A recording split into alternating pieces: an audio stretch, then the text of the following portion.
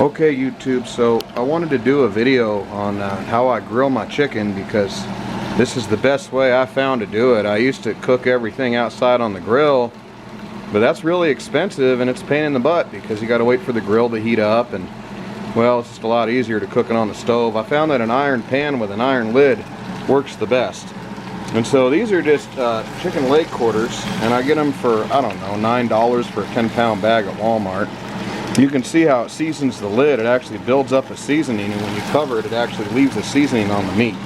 So there's quite a bit of chicken in here. This is just a $25 pan that I got at Walmart. It's a Lodge. And basically, I'll put it on high, and then I'll get the pan really hot.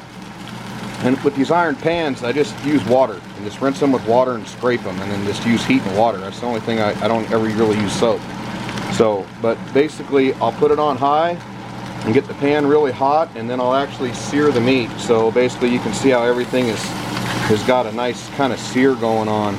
So once I've achieved that, just, you know, basically every couple of minutes I'll just flip it.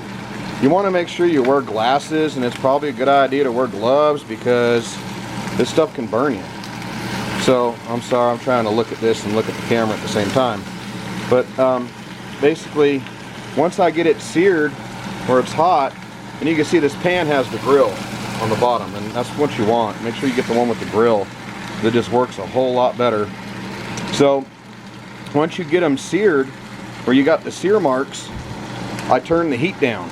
So I'll have it like on high when I first start. This is sticking a little, but whatever.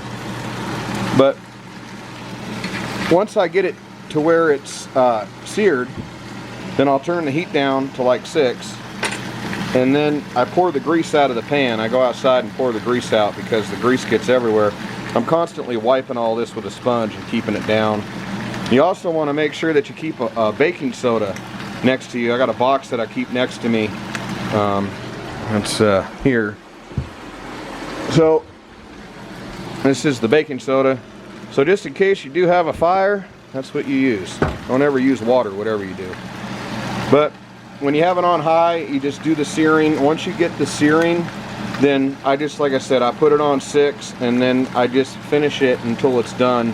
Basically what you're looking for, get yourself a meat thermometer and just stick it in, and then I run it till it gets to 180 degrees. I know they say 165, but I just play it a little safe. So right now I'm cruising at like, I don't know, 160 maybe. So I got another 20 degrees to go. So I'll just keep flipping it every few minutes. I keep the lid on it with the heat turned down, and then you want to make sure you got a blower vent. So I've got this ghetto house that I bought for 22 grand, but man, I really get my money out of this double wide. So, but it does have a blower vent. You got to have that. And if you do cook inside, just know it's going to tax your house. You know, the grease sticks to everything. It sticks to the walls, it gets into your furniture. It is what it is. I try to do the best that I can, you know, having the blower vent on, and then I'll actually run a fan when I'm searing the meat, and so basically try to blow it out that way, and then I'll open up both the doors so that way you know, I've got some air ventilation.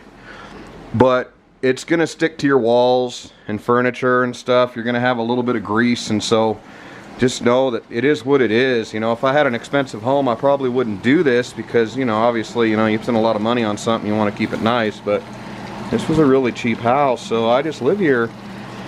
But if you got a cheap home, or if you can cook outside, the iron pan with a Dutch oven lid, man, this is the best way I have ever found to cook chicken.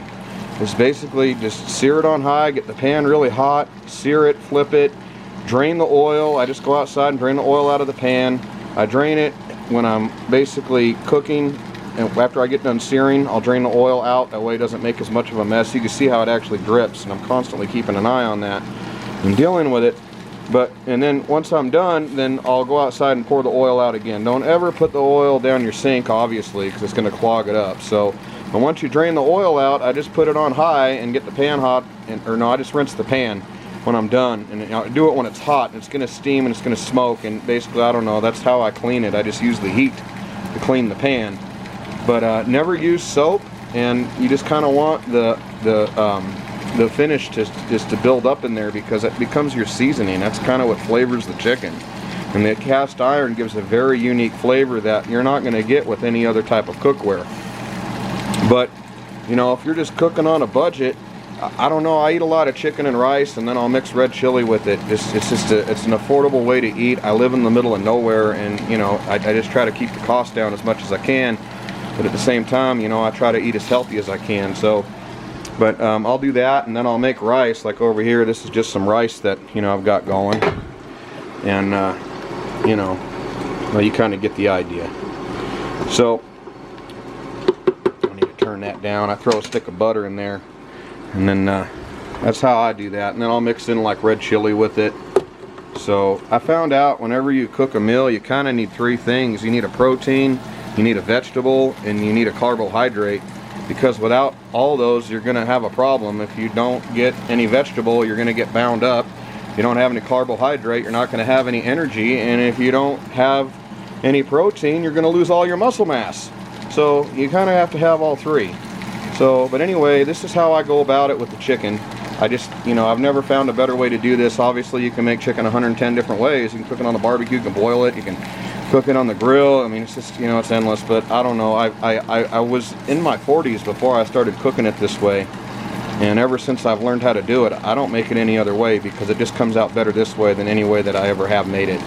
So I just wanted to get that out there. You have to have a lid, you have to have a blower vent, you have to have a box of baking soda, and you have to have a house that you know, you can afford the tax. You know, I mean, basically, I don't know, I got a cheap home, you know, I don't really, it's just different, you know what I mean? When you don't spend a lot on something, you live in it. So, but anyway, I always make sure I air the house out when I'm done, and you know, I always make sure that I keep the baking soda next to me, and then, like I said, never use soap on the pan. It would be better if you could do this outside, obviously, because, you know, that would keep the smoke and everything out there, but whatever. But anyway, I just wanted to get this out, because there's nothing like an iron pan, and there's nothing like you know, the flavor that comes from iron. So, but anyway, I hope that this was useful, helpful information. So that's it. All right, y'all have a good one.